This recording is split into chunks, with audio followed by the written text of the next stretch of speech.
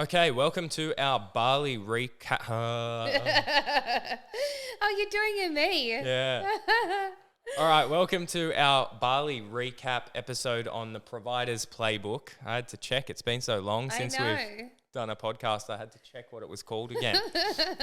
So we've just got back from the first retreat. I'm not as tan as I thought I would be, but I had such a great time.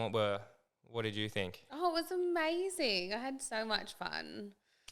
Yeah, I think we did some really, really cool things. So I thought what we'd do today, now that we're just back, it's all fresh, we jump on, talk about it, tell people how it went, and then at the end, talk about the next one coming up in September. Oh my God, I can't believe you're crazy enough to do that again so soon. Yeah, it's it was so much fun, and I think we did such cool things. There's so many people asking to do it again, so I think we can, and I think we can certainly make the modelling work. So that's why we want to do it. I think we need to insert a snippet right here into our podcast that we did 3 or 4 weeks ago, where you said, "What's one thing you'll never do again?" And you're like, "The Provider Retreat. I will never do it again." It's insert that snippet here and just remind yourself of the painfulness. It was, and there was a lot of pain there too. Yeah. So Bali time is a real thing. So, totally. So what that basically is for people that haven't been is, I guess it's part of the Indonesian charm that, sometimes things take longer, sometimes they're really efficient, which is, part of the charm of being on holidays and being relaxed. But trying to run a event over there, if the inefficiencies were consistent, it would certainly have been a lot easier. But, sometimes the drivers will be 2 hours early. Other times they'll pick up the wrong person. Yeah, and sometimes it takes you 5 minutes to get to a place. Other times it'll take you an hour and 45 minutes to get to a place, the same destination.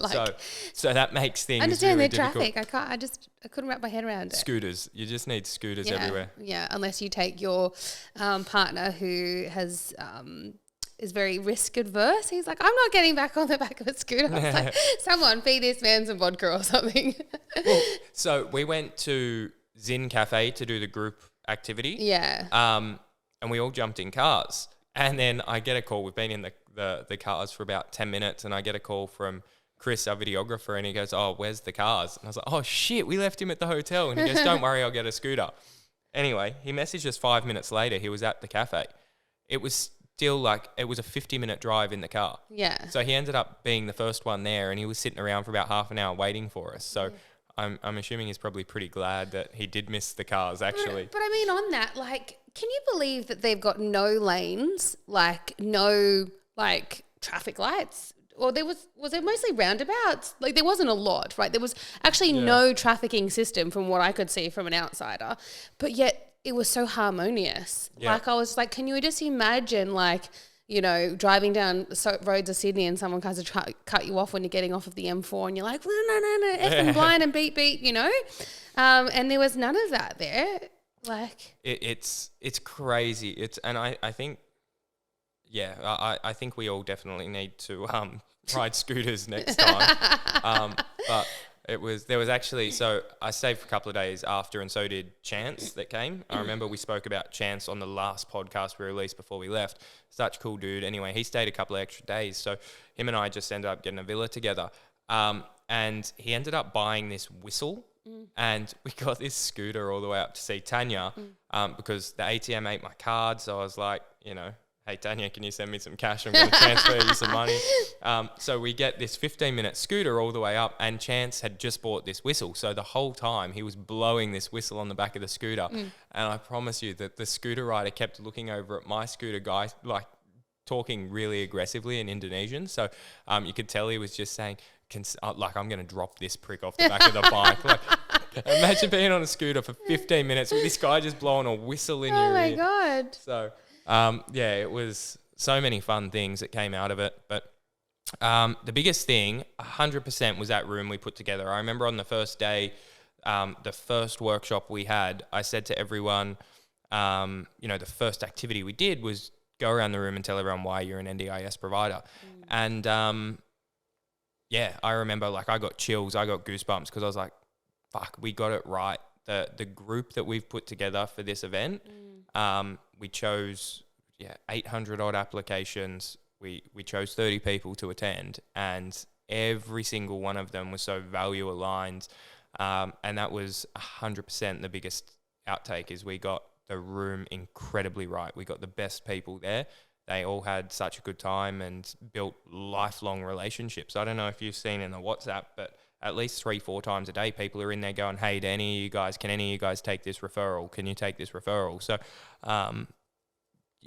when have you ever done that at an expo where you've met 30 people in a group chat that are all just, sending inspirational quotes to each other and going... It's just so beautiful. I think that going around that room that first day, just like, okay, yeah, cool. Like, you're just sort of getting to know each other. Yeah, okay, you're looking at the person next to you, like, are we aligned? And everyone went around and said that what they were about, And by day 2, we're like, yep, these are my people. And by like day 4, when we were like, closing the day out, we were talking about why we were there. Like, there was tears in the room. We were talking about, like, for me, my first priority was to be in a room full of like-minded people to, like, ignite my fire. So and I was the same goal for so many other people in the room. And I feel like we all just connected and were purpose-driven and all aligned and all that kind of stuff. And it was just really nice to be in a group of people, particularly in our sector as it evolves, that are all in it for the right reasons. It was just such a beautiful room. Yeah, that was what we spent. And like you said, they're going to be my friends forever, for sure. Yeah. Even if they don't want to be, I'm just going to annoy them. We spent most of the time preparing for this. That was the one thing that I promised everyone we'd get right. We had so many applications, so we had to be really picky with who came. And yeah, we had a good mix. We had a good mix of provider sizes. Supports that they delivered, but the commonality was everyone was there for the exact same reasons, like building a community of people. And it blew my mind, because I've been to so many expos and networking events and so many things within this sector, and nothing even comes 5% as close of the relationships that we built there, because we spent the time getting everybody right, that were so value aligned. And that's... There's no money you can spend in this sector to build networks that strong. Even if you hire a couple of business development managers, they just can't build relationships that to that level. Like, these people everyone spent 5 days together, and everyone, so that 100% the best thing, the best outtake was Definitely. Workshops were good. Obviously, we rang you in to I don't know what you're talking about. And the feedback was that one of the best workshops was the one you delivered. So how did you feel about it? Your public speaking debut. Oh, my public speaking debut. Well, I'm not afraid of a camera or a spotlight. So, I felt right at home there. It was, I felt like it was really safe after spending the day with the people. So I was talking on a topic that I was incredibly passionate about. And I thought that would add value to the group of people in the room. So, the takeaways, from the feedback that we received was that it was.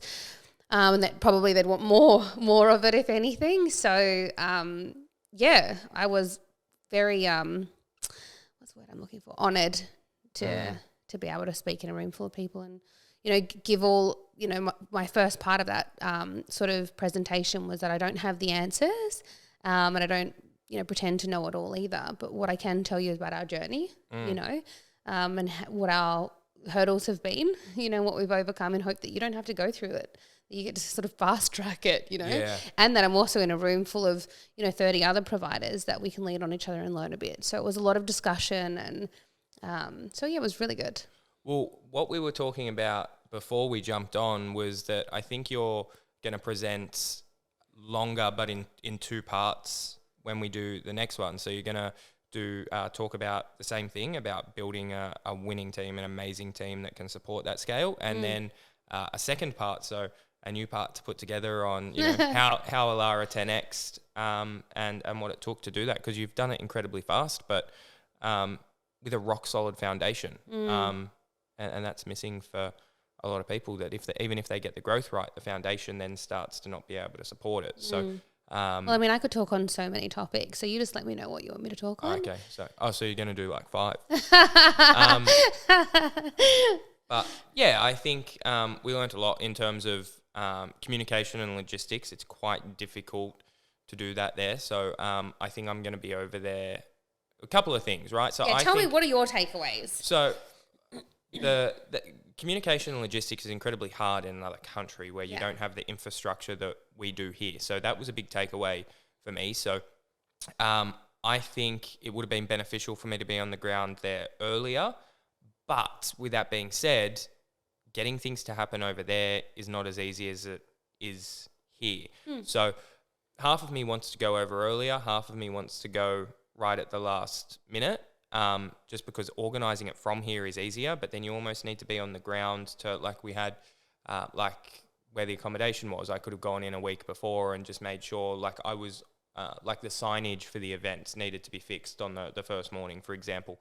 I could have fixed that a week in advance, but trying to coordinate. Are you trying to convince me to come a week earlier with you, Chris? I was like, because, I'm kind of twisting my arm here. I might not be able to get a month before, but I could probably swing a week. Yeah, well, I think it's, You there's come some... on Sexy Lives. He's booked in. It's actually his birthday. Is it? Yeah, on the second night. So a Librian? What's your star sign? Oh, Virgo. Okay. So what? That's why we love him. He's a Virgo. We'd still love you if you're Librian, don't worry. What we're doing, so if you remember the schedule for the event, I think it was night 2, we had that free time where a lot of people went out to Atlas and then other people went and did their own thing. So I think that night 2 will be Sexy Lips' birthday. Oh, yeah, his snap. birthday party. So I will definitely have to have a party. Yeah. So that's a non-negotiable. So if you don't like to party, maybe you can pretend you weren't there on that particular night, because we have to take Sexy Lips out and party. How old are you turning? Oh my God, he's just turning 20. Does it not like when people I'll probably be asleep by the time he's ready to go out. Is that like most people, when they would have seen Chris when he first started filming, they would have gone, "Oh, this kid's a bit young," and then as all of the videos came out, everyone was just like, "Holy shit, this dude is epic!" So good. You did such a good job. I sent Chris a message while we were over there. I'm just like, "You're just doing such a magnificent job, like collating all of it together in such short snippets." It was just amazing. Yeah. No, I mean, he made me look good on camera, so Sorry, we digress. Yeah. Sexy Lips' birthday. Yeah, but so I think that's going to be... So you're thinking a week or a month? What are you thinking? Let's make a decision here today. Let's flip a coin. I don't know. Flip a coin. Maybe a month. Maybe a month now? Maybe a month early. I don't know. I've got to work it out, but I've also got to work out... He's not being very decision-making, isn't he, here? Yeah. We've still got to coordinate all the speakers and stuff. So couple of different speakers coming on the... no one's really confirmed yet, because it was literally like, this is day 1 of planning it. But so yourself, Tanya, me, definitely coming back. Duh. Yeah. Jeff and Joel, we're working things through with. We've got a healing and mindset coach, Jackie. I love that. I was showing you a profile before. I just think it's like, if you're running a business or you're leading a team or anything, like having a little bit of woo-woo in that, however you want to look at it, whether it's emotional regulation, whether it's meditation, whether it's breathing exercises, whether it's communication rituals, like anything, like any value add that you can add to yourself for your self-development and your growth will expedite your business. I think so tenfold. too. And she does a lot around mindset and how to link that to work. She does a little bit of that. Tell her to come and talk about, can you ask her a specific topic which I find that all business leaders face or have overcome, is overcoming imposter syndrome. Okay. That would be a great topic. I think that's one Jeff could do. Yeah, okay. Yeah, actually. So anyway. maybe he could do 15 minutes on where to wear your sleeve. No, so I think, mind you, which has changed my life. It's all of the stuff that he gave was really valuable. I think linking it to personal brand, I will plug in with him there and do some stuff there. But yeah, there's a lot. I think one of the big things that we're doing, so we did that group activity on the first day. So basically what everyone was given was everyone was split into groups. So there was 5 different groups. Everyone was given a persona and a program. So it was, hey, this is the local volleyball team coach. You're sponsoring the volleyball team and you're starting a day program in Narrabeen. How do you build out a winning day program and how do you leverage that relationship from a marketing standpoint? Now, what we want to do at the next one is we want to put together that group activity to be a little bit more linked to everyone's presentations. So basically everything you learn from each workshop you apply to your group activity and then on the final day put it out. So I can't wait till you come and ask me to build that template for you. Well, that's it. So the hiring staff, that'll be part of it. So everyone's group activity will be okay. And then from a compliance standpoint with Tanya's workshop, what you learned, how do you apply that? And then by the end of it, you should have essentially built this hypothetical brand new organization with a winning program, with a marketing strategy, with key people of influence in the sector, and you'll learn how to do that in a hands-on way. So that's going to be the content across the week and how we're going to get everyone to actually apply that in an actionable way. Awesome. So that's one of the changes that we're making. What about a workbook? Well, we had the workbook for my stuff. We just not everyone had workbooks. So Joel had some like example spreadsheets and would that be a fun like addition?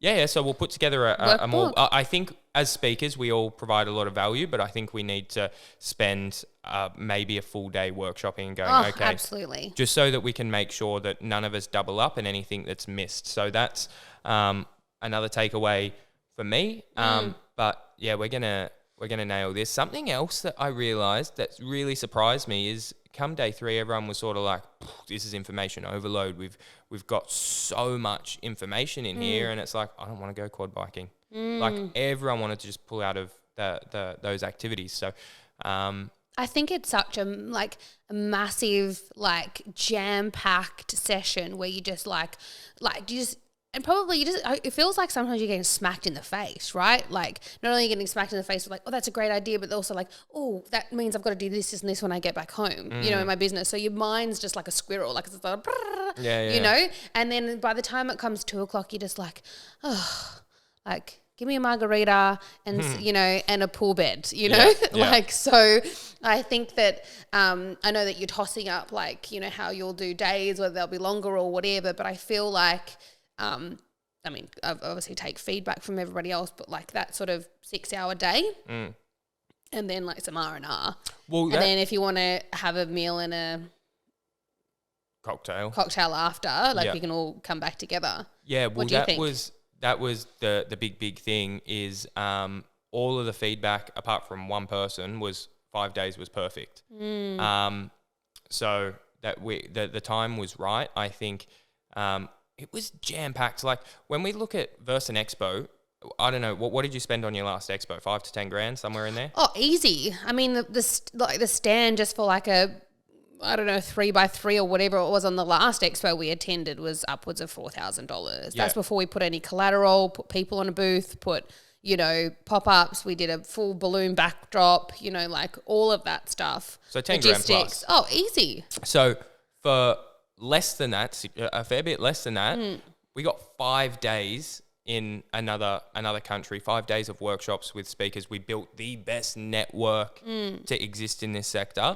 And they were jam-packed days. Not only was there those workshops, but everywhere we went. So the first night we went out to that Italian place. Oh, then amazing. So good. Then we went to Finn's. Oh, that was so much fun. That was so much fun. So much fun. Then we went... I think my partner went home with a big head though. Yeah, I remember. Someone, the owner or someone, the manager or whatever, went up to him and said, oh, are you Liam Neeson? And I almost wanted to do, what's that Taken voice that he does? I will find you. Yes. And, yeah. Anyway, so I was like, you do realize he just called you like a 60-year-old man. But yeah, his head was really big after that. So that was night 1, right? So we had welcome drinks. Then we had my first workshop. Yeah. Then the dinner. Then Finn's. Then day 2 we had Tanya speak. then we had you. Yeah. And then I think we had, that was the free night. So a lot of people went out to Atlas, the super club. Other people sort of stayed back and had a cruisy night and caught up on stuff. We had yoga that afternoon too. How many people? Oh, a couple of people went. Yeah, fair few. At Dessa Sani or whatever. That was awesome. Did you see? Yeah. I wish I had time to go, but we'll just jam-packed. Next day was Joel, Jeff, and then we went and had the beach barbecue. Then the following day we had Jeff wrap up. We had me. We had the group activities at Zin Cafe. Then we had the farewell dinner. Then we all went out and got tattoos. How's that ninja looking, Chris? Yeah. I've got to get some tattoos covered up.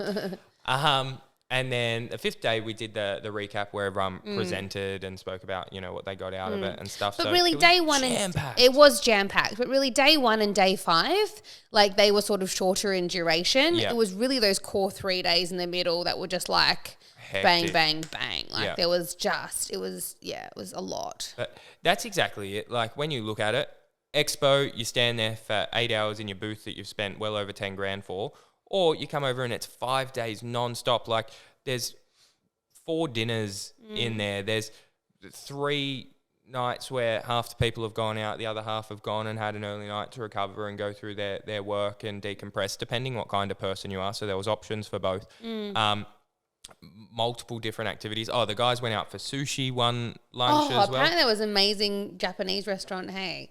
Oh, God, I'm bummed I missed that. Like, then 5 or 6 workshops, the group activity, like all of this stuff for less than standing behind a table at an expo. Like, and I think why am I doing this again? Like, I'm so, I think it's even so much more than like just an expo. Like, yes, you get the collaborations and networks from the expo, but you get to take yourself out of working in your business and really looking at it from bird's eye view. Like everybody was clearly working there on their business. So, we got to step out of your business for a little while, let your business run, take the time to work on your business that you can grow and develop it or make it the best it can possibly be. So that was really positive.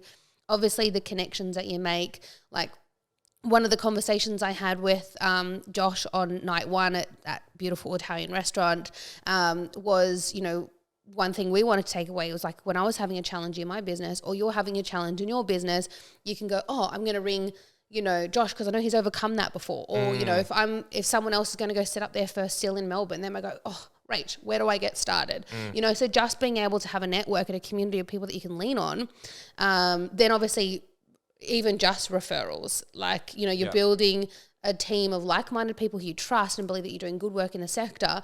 And so you want to refer your participants to those particular businesses. And that was it with the networks, 100%, is I don't care if you go and spend 8 hours at an expo talking non-stop to the booth next to you. It doesn't even come 5% as close as building the relationships that we built. Like I can't stress enough, us selecting people, the right people, and the time that everyone spent together, because they spent time together in a work setting, a workshop type setting. They spent time together at dinner. Some of them went out and had a drink or a few too many drinks. Or Chris. I wasn't hungover once. Yeah, but you're still young. Yeah, okay. Like once you're over 30, like it's just downhill from there. Yeah.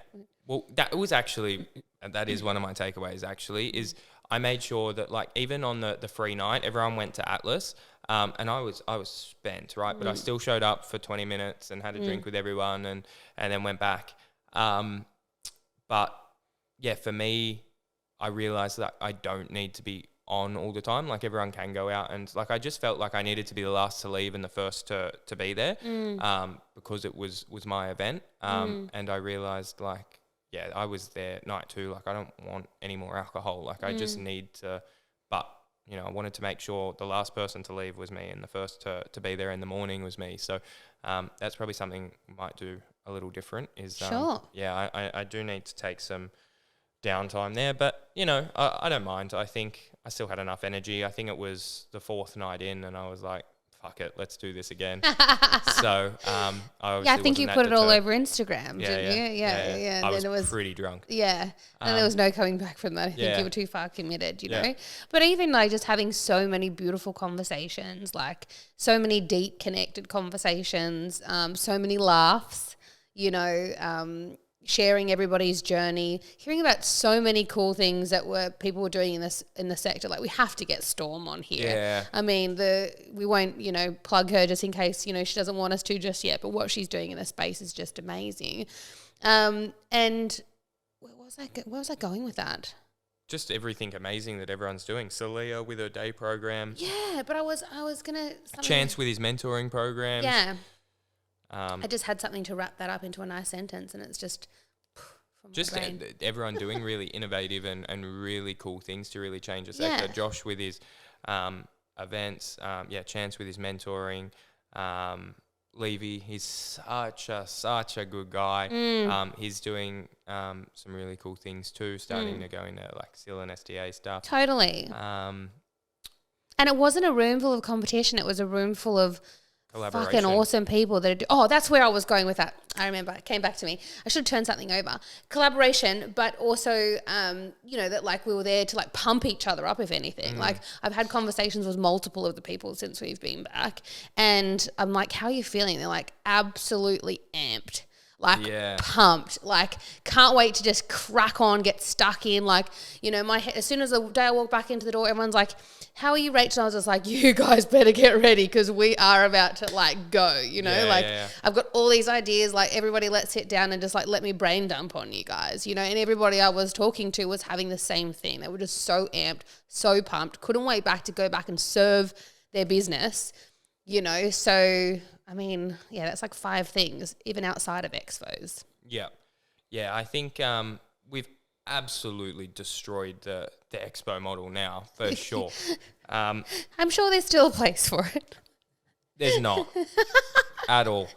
There is no point going to an expo for the money people spend versus what do? They want to go there and build networks. Like, the thing is that to go to an expo, though, all you got to do is ring them up and go, hey, I'll have a booth. With coming to the retreat, you've got to compete with 850 other applicants to be selected. So that's why it works so well. And don't ever lose that. No, that never. vetting, that putting those people, like, I mean, I think a completely different experience would have been had if it was cringe. Yeah, 100%. You know, like if you were like, oh God, like having to listen to someone like with a sales pitch about how they do things, Yeah. like, you know, or the ones that you mentioned, how they were a taxi driver 3 weeks ago, whatever, you know, yeah. like you couldn't put the same room together if it was just unvetted. Yeah, well, that's the thing. I think that's actually where expos beat us, probably, is that if you want to go, you can. Well, they've got volume. Yeah. You know, they've got volume, and you've got the opposite. No, well, that's the thing. Is that, oh my God, the only thing I can't do today is talk. well, if you want to go to an expo, you can. If you want to come to this, you've got to compete with 800 other people to be selected. Tell us why. Tell us why you deserve to be in the room. Exactly. We'll tell you, don't tell me. But it is. It's because for it to work, it worked because we did that. So, but yeah, I think we've probably just rattled on basically about the same stuff, but it was just such an amazing time. But it was so good. I do have some questions. So I put on Instagram before. I put up a post and I said that we're recording the Bali recap. Mm-hmm. So I asked some questions to see there. So we'll run through them. I might have a couple to add. They might be boring, but let's go. Cool. First one. Did you like your first 30 pick? I think we nailed the group we put together. So, absolutely. Like, I was over the moon. I remember genuinely, I got goosebumps on the first day when everyone went around the room and said why they were there and why they were a provider. And I remember, like, not very often am I lost for words, but I remember I was just like, fuck, this is the coolest thing that I've done. So, I was wrapped. What do you reckon? I think we nailed that. Oh, you killed it. Absolutely. How much has the retreat... I'll let you know when we have our second group of 30. Yeah, let's see if we get it right again. How much? No pressure. How much has the retreat changed the model on which providers can connect?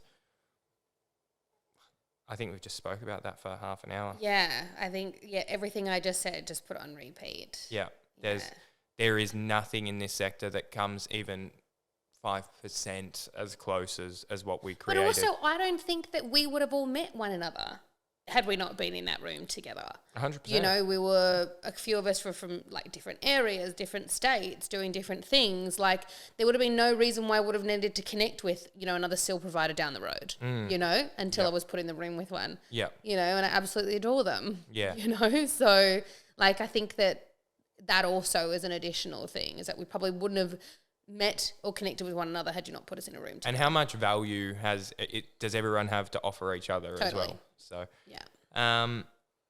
How's your foot? How is your foot, Chris? And your leg and your ass and your arm? Yeah. My arm's nearly healed. I think my wrist is broken. I haven't had a chance to get it x-rayed yet. So night 2 on the free night, Joel needed a haircut because he was presenting the next day. So we went out to try and find a barbershop that was open. Couldn't find one. So we ended up getting a hairdresser to come to my room and cut his hair on the balcony. And my balcony, I had a normal sized balcony, and then just on the other side of it, an equivalent sized, like just little rock garden. So it wasn't a drop. It wasn't a balcony. So when I'm about to say I jumped over a balcony, I didn't, you know, there wasn't a drop.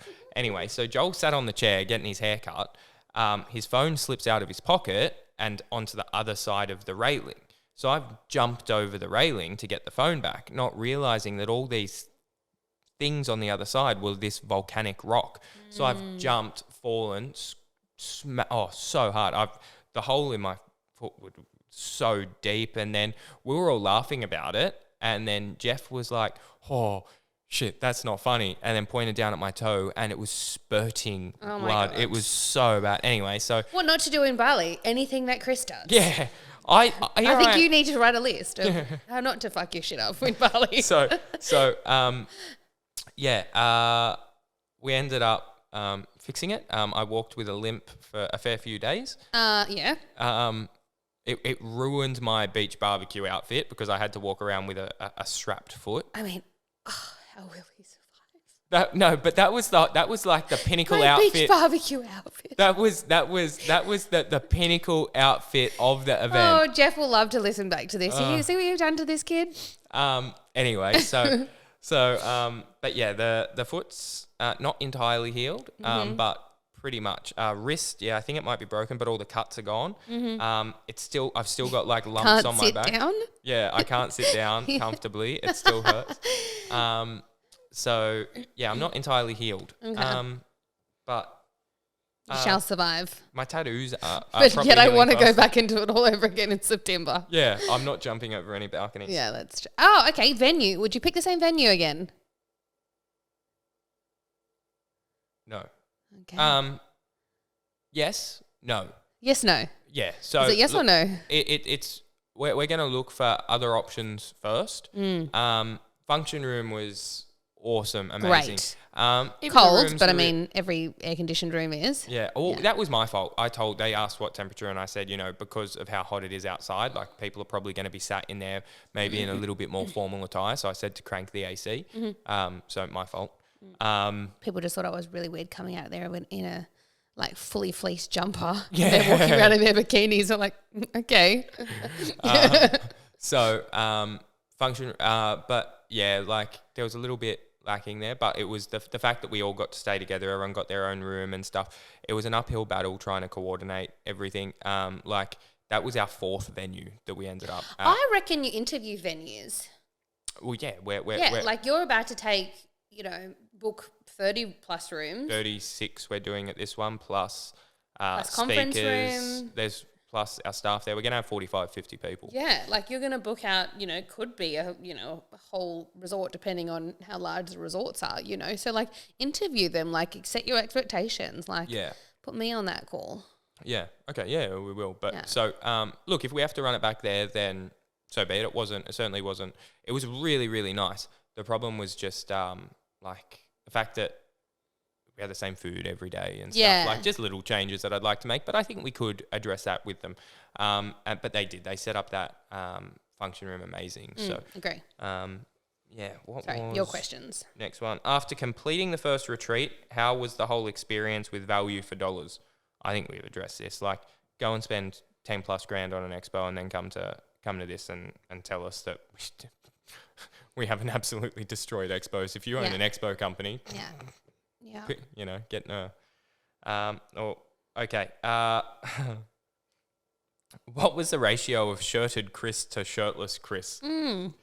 I'd like to hear your take on this. Then maybe me and Chris can give you our take. I think that I was actually wearing a shirt most of the time. Because like by day 3, with the amount of food and stuff I'd consumed, like abs gone. So, but with that being said, I don't think I ever had more than 2 buttons done up. Yeah, like, it depends what you think is shirtless, even with a shirt on. Yeah. You know, because like if I had worn a shirt with as less buttons, my tits would have been hanging out. But Well, it was so because I was taking and my belly button probably. Well, I took a couple of Snapchats on the back of scooters. And you just see like because of how many buttons I had undone. It was because it was hot, man, and I had the shirts tailored so the top buttons and bottom button could be undone, just so like the outfits worked. Almost like I work with a stylist. Oh my god. Yeah. So if you consider that shirtless, then yeah, Chris, what do you think? We're looking at sexy lips, not. But like all of the time, I had barely any buttons done up. Yeah. So if you count that as shirtless, then the whole time. But I can assure you the rest in the room had shirts on the whole time. It wasn't just a shirtless thing. But I can't have that many buttons undone anymore now that I've got these shit tattoos. Yeah, I know. Well, you know. Wow. What sort of feedback did you receive from everyone who attended? So much. We got lots of good feedback about what an amazing time it is, and a lot of things that we can put into the next one too. Yeah. So the next one's going to be better. I think the best feedback for me was we were sat at the beach barbecue. Everyone was sat there having a good time. Tanya's kids came. Your kids came. Joel came with his daughter. I think I sat there and it was just really cool. Everyone was in their little, groups. Everyone was walking around talking to each other. And I think I said to Joel, like, man, like, this is, no matter how many times we do this is the best one. And he was like, no, the first one will always be the most special. The last one will always be the best one because you'll continue to improve and stuff. And I remember there were so many like, wow moments where I was just like, I've done something really, really incredible putting this together. Totally. So, and I think also like you want to like, obviously the most critical thing after it ended was like, tell us what you think. And you should do that in everything that you do if you want to show up and improve every day of your life, whether it be in business or as a person, So in order to do that, you need to accept feedback from others. You need to embrace it, So I think that you've done so many things incredibly. There's always room for improvement. 100%. You refine it, you improve, Next time maybe better. The people from the feedback for the next time might be like, do it the way you did it before, So you don't know until you've done it. Yeah. And I think there's always going to be, like, as much as everyone was value aligned, I think you've always got a diverse group, right? Totally. So there's going to be, if you're a sole trader there, like, you don't have anyone to run the business back home. So come 5 o'clock, you're going, no, I'm not coming to the dinner because I've got to go and I've got to send invoices. If you run a huge business, you go, I've got the team to take care of it. I've got all the time in the world. But by the same token, if you're not 30 years old and you don't want to be out till midnight, you're going, 9 p.m.'s midnight for me. So, I think lots of different opportunities and options for everyone to make of it what they want to. Totally, absolutely. And that's what I think is really nice too. Like let it be whatever you want it to be. You can show up to every workshop, you can get the value, you can listen to every speaker, you can do your one-on-ones, you can engage in all the activities, we can choose to not participate in any of it. It's your money, your time. You invest it however you think it will add value to you. 100%. How was the networking between all the guests? I mean, we've spoken about that. It was. Yeah, can we put like a mic drop man, in this? Like, can't be beaten. Next, how much impact do you think the first retreat on business growth for providers? You asking me? Yeah. I just think the level of energy that came back from everybody that they wanted to put back into their business, I think if they don't get growth out of that, then,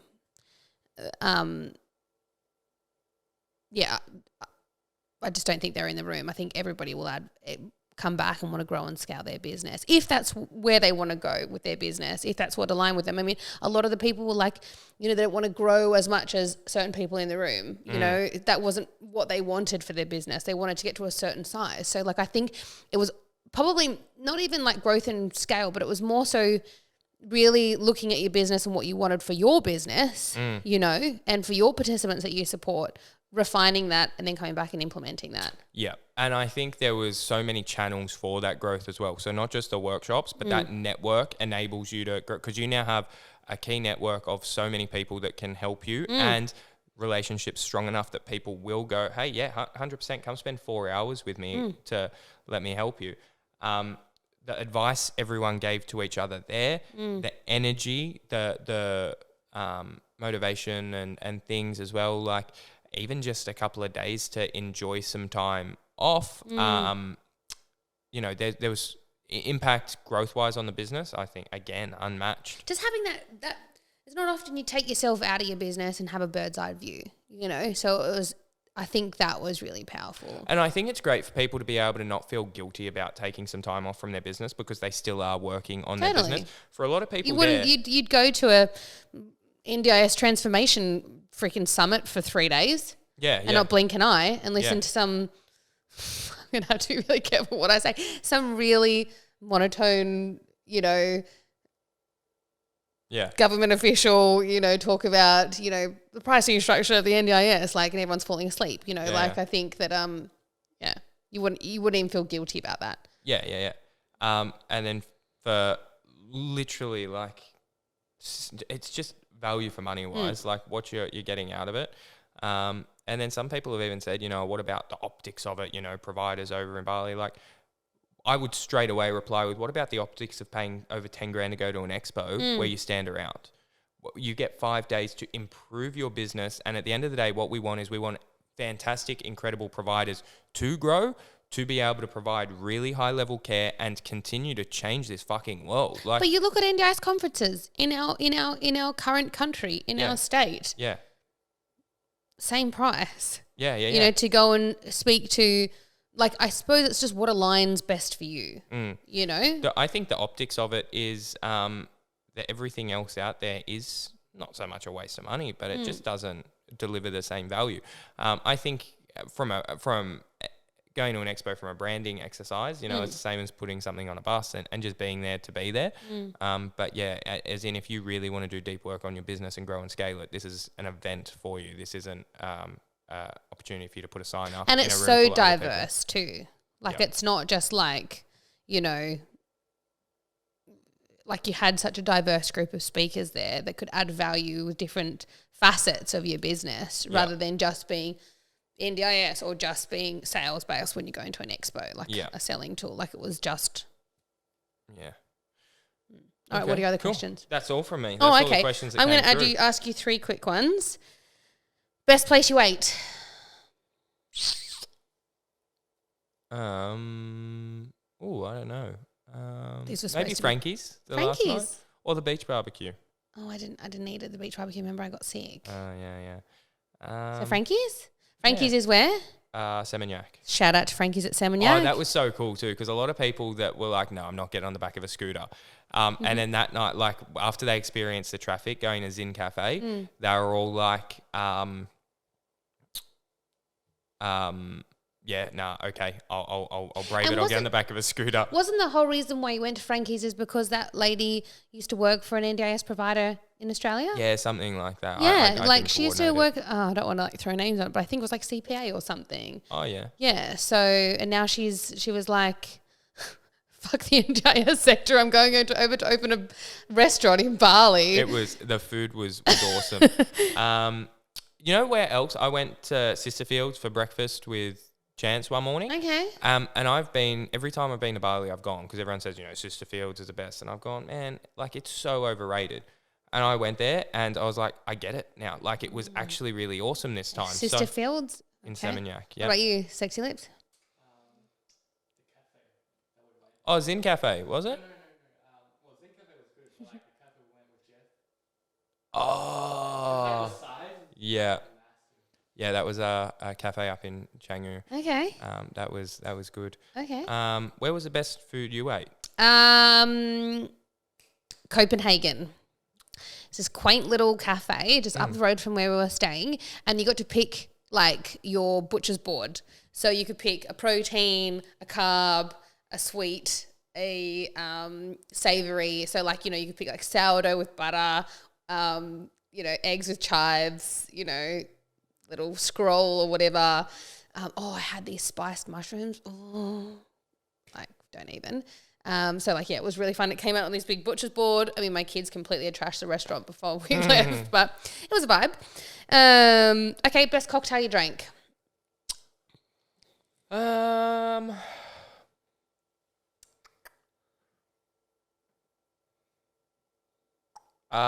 Maybe the one. So I went to a restaurant called Boy and Cow with Tanya, the night after or 2 nights after. It was just this vanilla thing. It was really sweet. It was really good. I went there with her. We sort of went through a lot of the feedback and stuff and started planning the next one. So yeah, I didn't even have a day off. I was straight back planning it. But that was probably the one that sticks out in my mind. I really loved that.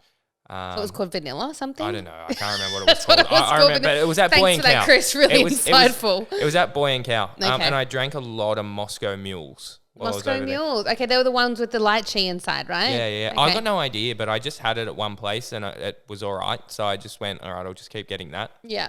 What about you? Okay. Oh no, this guy spat a spicy margarita all over me on day one. So I got this spicy margarita and I'm like, here, try it. And I tried it and I was like, oh fuck, it's a bit spicy. Like it was real. Anyway, so he took a sip and as soon as he took a sip, went spat it all over me. Let's go. While we're on cocktails, who the fuck drinks martinis? Can you please answer that question for me? What are martinis? I thought that they were going to be sweet, anyway, this is how, I think they're gin based, or vodka based. Are they tequila? It was like literally like absinthe when I went to Damar. I think it's called Damar. Yeah. At Barangaroo over the weekend for my birthday. And I got this of 3 martinis. Then, it was quite fancy. The bartender came over and, told me what they were all infused with and, how one had gold flakes in it. Like it was fancy, right? And I sipped it and I literally wanted to vomit. Like they are so disgusting. You might actually like them because they're all alcohol, I think. Are they? Oh, Yeah. then I will, yeah. Yeah, so. No, I'm doing dry July. Oh, are you? Yeah. Go you. I'm going to do it too. That's how I'm doing a detox, Okay. recovering. Cool. So it just lined All up. right, you're holding us accountable, everybody. We've Yeah. just said it loud and clear on the podcast. All right, best place to party. Atlas, but there's this little pizza place in Canggu that I went the night that I went to catch up with Jeff to go through the feedback and stuff with him. We went to this place called Luigi's Pizza. And then we got there maybe 7:30. Man, the best pizza I've had in my life, right? Really? By 9 o'clock, it was so hot, like I was dripping with sweat because there was so many people. Because all of a sudden, 9 o'clock, this DJ just starts and everyone's still getting pizza. Like sat there having pizza. And then this whole place turns into this nightclub. There's no way that you could fit that many people in a venue here in Sydney because it would be 7 times over capacity. So that was, I wouldn't have enjoyed partying there, but that was a real wild one. But Atlas, the super beach club, the super club, the largest beach club in the world or something. The largest beach club in the universe, they claim, I think. Wow. So even on Mars, they don't have a bigger beach club. Okay, interesting. What was your favourite place? To party? Well, I didn't go to Atlas. I only went to Finn's. So I'm going to roll with Finn's. Oh, Loved okay. Finn's. No, you know where was pretty good to party? Wow. In my room when we were doing Joel's haircut. Can't say I ever went there either. No, when Joel was getting his haircut. Yeah. We were there and we were just sort of drinking and stuff. And then, we were trying to not waste too much vodka, but still use the vodka to clean the pissing blood out of my Oh, so, gosh. yeah, no, that was good to have because it certainly wasn't wild. We were just having a couple of drinks and talking about, what we were gonna prepare and do and stuff. The place that when we did the speaker dinner, you, Jeff, Yeah, that was nice. Joel, I me, forget. I must admit. opposite Mesa in Changyu. Yeah, I must admit. I was super, super blown away with how amazing Canggu is. Is that how you say it, Canggu? Yeah. But it's spelled Kangoo, right? Yeah. Okay. Yeah. So us Aussies be like Kanga. Well, I prefer Seminyak because Changyu's just a nightmare with traffic. But yeah, the amount of stuff they have Mate, there. there was like that row of restaurants. There was so much to do. It was so vibey. There was so many nice places to eat. Like the fit outs of the places were just out of this world. They were so nice. Well, I can't remember how much I spent on dinner for the speaker one, but it was something incredibly reasonable. Like, and we all had like a fair few drinks. Like we ordered about 6 entrees, and then you and Todd came, so we just said, give us the same again. And then they started to run out, so we went, give us the same again. Like we just had so much food. Yeah. You know, so many drinks and stuff, and it was actually really, really reasonably Yeah, priced. that's one of the good things was that it was very reasonably priced in Bali. So I think also that might be a good selling tool too, because if you were to run this in any other location, which is my next question, but we'll get to it, is that as a consumer, if you were to buy, you know, your meals and, you know, all that sort of stuff out, you know, would it equate to the same value for money? Like, because you have to still pay for your taxis or whatever. Yeah. So here's a question. Would you ever do it in a different location? Not in the near future. Like I'll start to investigate it, but I think it was the right time of year, the right venue, the right location. Even where that was the best thing about the hotel is it was actually down from Canggu a little bit. So if you wanted to get to Seminyak, it was a short. If we were further up in a Canggu, like trying to get down in a Seminyak would have been a nightmare because of the traffic. So we're just below it. But yeah, in terms of location, I think we're bang on. Food and stuff and value for money, like that's some of the changes that we're going to make. Is like we're not going to, you know, there's going to be a couple of things where the welcome drinks will obviously put some drinks on the farewell dinner and stuff, but otherwise, like, you know, it's certainly not going to have a free for all with alcohol and stuff. And then people obviously have time to go and, you know, if we put on a group dinner, then obviously like a beach barbecue will cover it. But anything outside of that, like I think we need to be clear on that. So that's one of the changes we're going to make as well. And transport, like we're going to organise airport transfers there and back, and then we can have some cars on the ground. But beyond that, like it's $1.50 to use the Grab app, and so much quicker, and it takes so much logistics out of it. So that's sort of something we're going to I liked when we were talking about like getting a little bit of a welcome pack prepared for like sort of downloading things like, what's that, Uber Eats in Bali? Grab. Gojek, yeah, and Grab, you know, like, I mean, that was super handy. I came back and had a pepperoni pizza at whatever time in the morning. Oh, did you? I did. Where'd you get it from? I don't know. The guy at the front desk helped me order it on GoGet or GoJet or whatever it's called. Yeah. So those are handy things to know.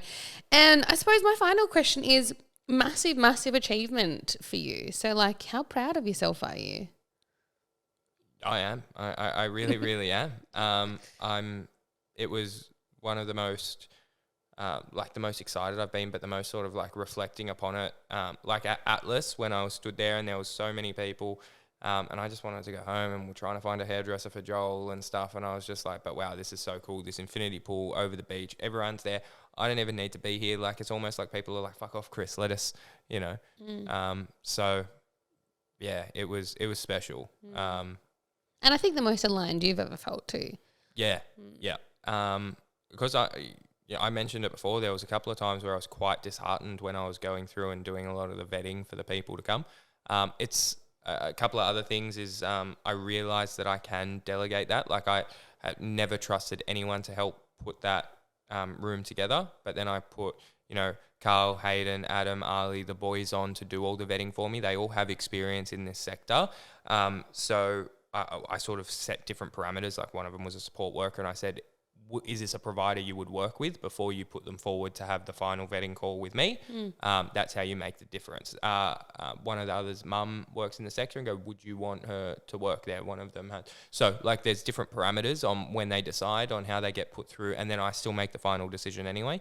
So giving up that control there is something that I realised I need to do things at this scale. I can't do it all myself. And obviously I've got a great team there in the marketing agency, but, this is entirely different. And the only other takeaway I have is that I can be off my phone for 3 hours and the world doesn't end. That was the biggest thing for me, because I'm just constantly on my phone. My screen time went down from my average daily screen time's 8 hours, 8.5 hours, because I'm always on the phone. It's just for every one call I get, I miss 3. So my average screen time went from 8.5 hours or 8 hours or something a day down to an hour 24 or something. And that was something that was really cool too, being able to be so present with everyone and realize that, the world doesn't end. And you get that authentic connection. Yeah. So. Because my screen time doesn't drop when I'm at an expo. But yeah, big shout out to my team for putting everything together, for putting together an incredible room, for, managing the agency and stuff while I was away. But yeah, we've got a lot of things coming. We've got this, where we're launching some big agency offers. My consulting, I've got the book coming out. We've got a heap of podcast episodes banked. I just need 5 of me, really. All right, calm down. I just don't have enough time. But same thing. I came back super energetic, super rejuvenated. I took away just as much from all of their speakers as everyone else did too, I think. Awesome. And so how fucking pumped are you to do this again? Can I get a hell yeah? Yeah, no, I am. I'm super excited. We need to address a couple of issues, but I also need to make sure that the model works so that I can keep doing it. Yeah. I was incredibly transparent leading up to it. It cost us over $100,000 deficit by the time everyone paid and everything. We went backwards just over $100,000 to put it on. Which I'm completely okay with, given the caliber of people in that room. I would, invest that into their growth every day of the week. Well, I wouldn't, because I couldn't afford to do it every single day of the week. But if we can if we can get the model to a way where it just needs a little bit of tweaking. Yeah, you're going to do it. You're going to rise up. It's going to be amazing. And then we'll be able to do it regularly. Bigger and better, you know. So, yeah. Any last takeaways or 3 nuggets that you've taken out of this conversation? Oh, okay. I wrote something when we were talking. So our key our key takeaways are on changes that you would define for future is communications and logistics. Yeah. We're going to do some pre-planning workshops so that we're all making sure that we're adding fucking so much value to everybody that's in the room, because we understand that it takes them a lot to get there. Yeah. Workshop development, so that's really cohesive. Yeah. You're going to have some epic speakers. Yeah. And that was all I wrote. Awesome. But then I just got, carried away with talking. Cool. Yeah. Well, any last feedback before we go? No, I just can't wait to see you do it again and do it again and do it again and do it again. I'm your, podcast hype girl. And no, I think it's gonna be really cool. Only last thing I can add is get your applications in. And yes, how do people get their applications in? Oh, we haven't even finished the landing page yet or anything. What will the landing page be?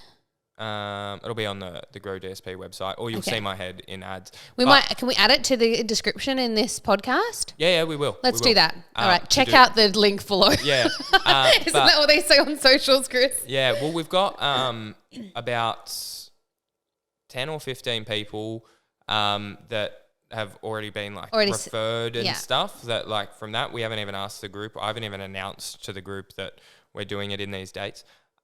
So that'll probably, obviously I trust that room incredibly well. So if they refer someone to say, hey, this person can get an invite, that's probably going to take 15 of the spots off the table straight away. All right, we're going to do another podcast this Friday, and we're going to have the deets ready to go. We are, yep. And we're gonna do a soft launch on our podcast this Friday. Deal or no deal? Yeah, Am I going to hold you accountable? Yeah. All right, yep, soft launch this Friday. But yeah, then another 6 people have already come through, and for my early bird thing as well, that only went up on LinkedIn literally an hour ago. So amazing. Yeah, and then I've got a backlog of LinkedIn messages of people next one. So so I've just filmed the video to get applications, but I don't even think we're going to need to. And so if you were to do it again and again and again, what would the ideal time frame be? Would you be doing it once a quarter? No, so what I think is, just because it gets so hot over there, unbearably hot, I think what we'll do is we'll probably do 3 between sort of May and September. Dry season. Yep. It was and then beautifully weathered there, wasn't it? Like, it wasn't humid. Like, I didn't find it overly humid or anything. yeah, so I'll probably do 3 and 4 months, and then none, Come and back then for wet season. yeah, and then no, and then we'll do none for like 8 months. But the reason we'll do that is because we want a part 2. So from the 3 groups that go, we're going to do a part 2, which is like a higher level course that's basically at the end of the year. So we're already doing that one in February with everyone that's attended, plus the new group we do. We'll do the February one. So from that, we'll have, 30 people, and it'll just be a follow on, like an elevator. Yeah. Like, also, it'd be nice to hold people accountable to what have you achieved after the last retreat. Where is your business at now? What can you now share with the group? Yeah. So I can't wait to see everyone back in February. Yeah, but I think it's really cool, and I think the amount of people that are interested in it and stuff, we've proven the concept. And we did it first. Everyone's gonna, I'm sure, go out and try and copy and do it better, but no one's going to be able to do it better. No one can do it better. No. But try, rip us off.